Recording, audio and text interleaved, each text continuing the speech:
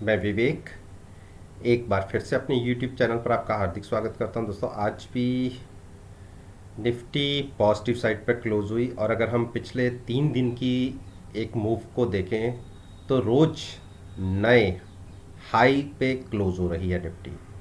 अगर आप candle formation को देखें तो ये एक बड़ी कैंडल जरूर नेगेटिव साइड पर क्लोज हुई थी, लेकिन यहाँ से अगर हम देखें तो लगातार तीसरा दिन आज है कि हमने हाइट साइड की क्लोजिंग दिखाई है। नया नया वीक भी शुरू हो रहा है और नई एक्सपायरी में 7 मई में कैसी पॉसिबिलिटीज दिख सकती हैं निफ्टी के अंदर, चलिए उसको डिस्कस करते हैं। जैसे कि मैंने कल की वीडियो में आपको कहा था कि जब तक निफ्टी 14,640 के ऊपर है तब तक वीक नहीं है। और देखिए, आज हम कल के हिसाब से पॉजिटिव खुले, अच्छे पॉजिटिव खुले। हाँ, उसके बाद थोड़ी एक गिरावट दिखी जरूर, लेकिन जाते जाते एक शार्प रिकवरी भी हमें देखने को मिली और हमने हायर साइड पर क्लोजिंग दिखाई है। और कल की वीडियो में मैंने कहा था कि अगर हम पॉजिटिव ओपन होते हैं तो आप ये मान के चलिए तकरीबन 80 टू 90 पॉइंट्स की मूव तो मैंने कल की वीडियो में बोली थी। और मैक्सिमम टारगेट मैंने 800 तक के बोले थे, 800 850 तक के। अगर मेरी इस वाली वीडियो रिलेटेड वीडियो से आप बात करेंगे तो मैंने 850 तक के टारगेट बोले थे। चलिए, आज के दिन में 850 ना सही लेकिन 800 का टारगेट तो देखने को मिला। अब कल के सेशन के लिए क्या पॉसिबिलिटीज बनती हैं?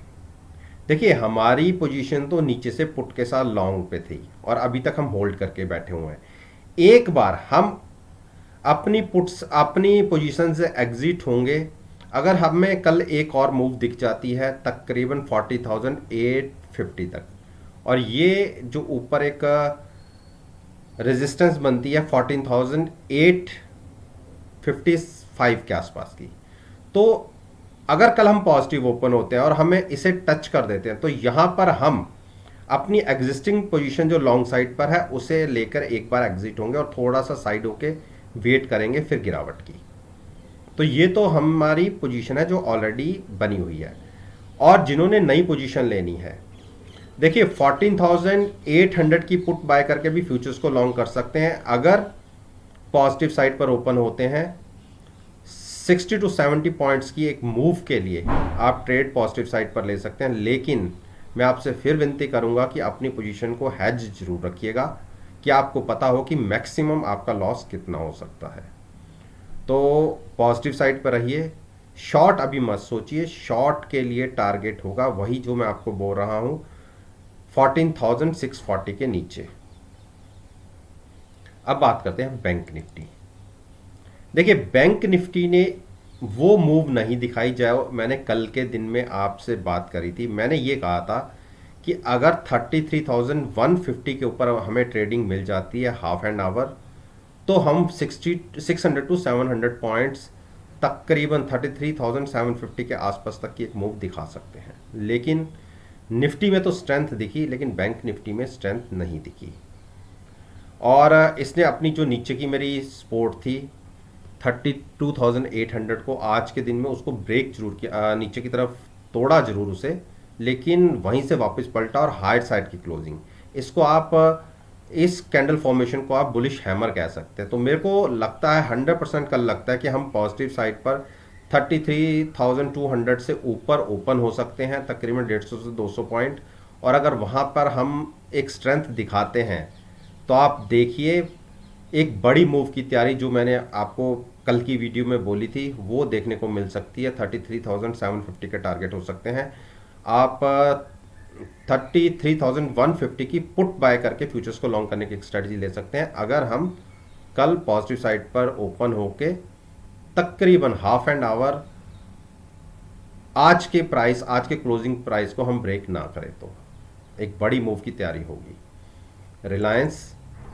रिलायंस ने आज एक स्ट्रेंथ दिखाई है, लेकिन थोड़े दिनों तक रिलायंस से आप अपने आप को बाहर ही रखिए। हमारी पोजीशन जरूर लॉन्ग साइड पर है और 2010 से हम लॉन्ग करके बैठे हुए हैं, वहाँ की पुट बाय करके फ्यूचर्स को लॉन्ग किया हुआ है। तो उस पोजीशन के अंदर अभी हम फंसे हुए हैं। थोड़ा सा नुकसान आ रहा है, पुट में प्रॉफिट है तो फ्यूचर्स में थोड़ा सा एक्स्ट्रा नुकसान है, लेकिन घबराहट नहीं है। रीज़न है क्योंकि हमारी पोजीशन हैच है।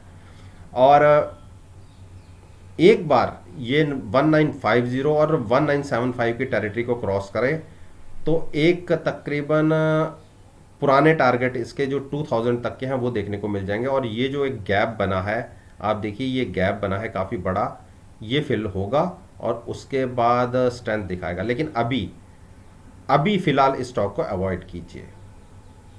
एच डी एफ सी बैंक ने फ्लैट क्लोजिंग दिखाई है और बाइंग बनेगी बिल्कुल 1425 के ऊपर, और 1540 के जोन को क्रॉस होगा तो 1460 तक जा सकता है। तो तीन चार छोटी छोटी सी हर्डल्स हैं, उसको क्रॉस करेगा तो ये बहुत स्पीड पकड़ेगा तकरीबन तकरीबन 1550 तक की। लेकिन ये हर्डल्स क्रॉस होंगी उसके बाद। थोड़ा सा कंसोलिडेशन का फेज़ है, शॉर्ट मत कीजिएगा। अगर गिरावट गहराती है, गिरावट मिलती है तो नीचे इसको at the money put buy करके फ्यूचर्स को लॉन्ग ही रखिए। पिछले 2 दिन पहले मैंने एच बैंक को थोड़ा सा निगलेक्ट करने के लिए बोला था क्योंकि थोड़ी नेगेटिव न्यूज़ थी बैंकिंग सेक्टर के लिए, लेकिन अब मुझे लगता है कि उस न्यूज़ का इम्पैक्ट थोड़ा कम होता नज़र आ रहा है, तो बिल्कुल अब डिप पे बाइंग किया जा सकता है। इंडस बैंक को हमने 940 के ऊपर बाइंग करने के लिए बोला था और बिल्कुल एट द मनी पुट के साथ हम फ्यूचर्स को लॉन्ग करके बैठे हुए हैं। और मैंने कहा था कि 910 के ऊपर जब तक है तब तक घबराहट नहीं होनी चाहिए, आप लॉन्ग में रह सकते हैं। एक कंसोलिडेशन फेज़ है, ये भी निकलेगा और एक मूव पकड़ेगा तकरीबन 1070 तक, तो आप लॉन्ग में रहिए।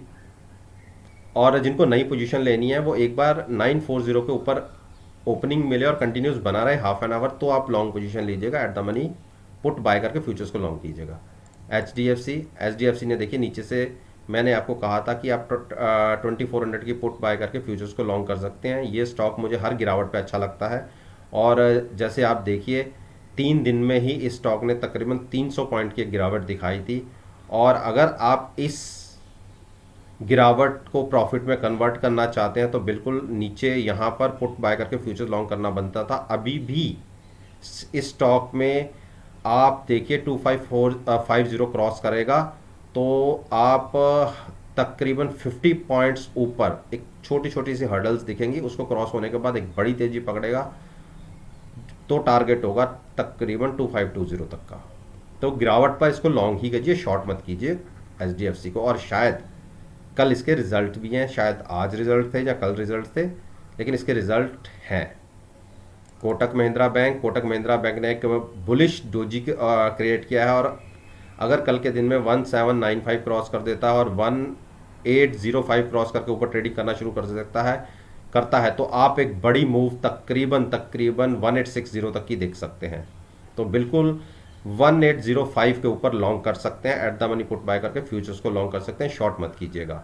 आईसीआईसीआई बैंक में मैंने कहा था कि जब तक ये 595 के ऊपर है तब तक घबराहट नहीं होनी चाहिए और गिरावट में तो इसको ऐड करना चाहिए। और देखिए आज इसने फिर से अपनी 9 दिन की मूविंग एवरेज 600 के आसपास टच किया, वहीं से वापस लौटा और हायर साइड की क्लोजिंग आई है। तो बिल्कुल जब तक 690 के ऊपर 600 के ऊपर है आप लॉन्ग में रह सकते हैं। बाकी आप खुद डिसाइड कीजिए कि आप कितना रिस्क लेना चाहते हैं। जितनी दूर की नीचे की पुट बाय करेंगे हैजिंग के लिए उतना रिस्क आपका ज़्यादा खुलेगा। At the money put buy करेंगे और फ्यूचर्स को लॉन्ग करेंगे तो आपका कम से कम रिस्क होगा। तो लॉन्ग में रहिए, शॉर्ट मत करिए। एक्सिस बैंक ने एक कंसोलिडेशन का फेज़ है। अब जो हमारी 9 दिन की मूविंग एवरेज है वो थोड़ी सी ऊपर बढ़ गई है, 707 का प्राइस बन गया है। तो अब हम ये कह सकते हैं कि 707 से नीचे अगर ट्रेड करना शुरू करेगा और 695 ब्रेक करेगा तो ही ये बेयरिश साइड पर इसका एक साइकोलॉजिकल प्रेशर बनेगा।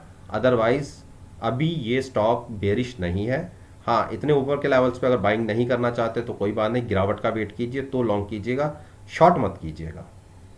एसबीआई को मैंने लॉन्ग करने के लिए बोला था। क्लोजिंग कल के दिन में एक बुलिश हैमर बना था। आज की क्लोजिंग हम ऊपर खुले लेकिन क्लोज थोड़ा सा नीचे हुए हैं, तो अभी भी मेरा मानना है कि 353 से जब तक नीचे क्लोजिंग नहीं देगा आप शॉर्ट की मत सोचिएगा। और सेफ साइड पर अगर शॉर्ट करना हो तो वो 347 के नीचे क्लोजिंग मिलने पर ही शॉर्ट कीजिएगा। और जहाँ क्लोजिंग मिली है यहाँ से आप लॉन्ग में ही रह सकते हैं। तो पुट बाय करके, at the money put buy करके फ्यूचर्स को लॉन्ग करने की स्ट्रेटजी ली जा सकती है अगर हम कल के दिन में पॉजिटिव ओपन होते हैं तो दोस्तों ये मैंने निफ्टी इंडेक्स और बैंक निफ्टी और दोनों इंडेक्स के अंदर फाइनेंशियल सेक्टर्स के स्टॉक्स के ऊपर मैंने अपना ओपिनियन आपके साथ शेयर किया है। और मेरा मानना है कि अगर मेरी इस वीडियो को आप 7 मई के सेशन के साथ एनालाइज करेंगे, जैसे कि मैं रोज कहता हूँ, यकीन मानिएगा आपको बहुत अच्छे पॉजिटिव रिजल्ट्स देखने को मिलेंगे। वीडियो अच्छी लगी हो तो लाइक ज़रूर कीजिएगा, शेयर कीजिए और मेरे यूट्यूब चैनल को सब्सक्राइब करना मत भूलिएगा। और साथ में बेल आइकन का बटन प्रेस करेंगे तो टाइम से नोटिफिकेशन आप तक डिलीवर हो जाएंगे। इस बात के साथ मैं आपसे विदा लेता हूँ और एक नई वीडियो के साथ फिर से आपके सामने आऊँगा। तब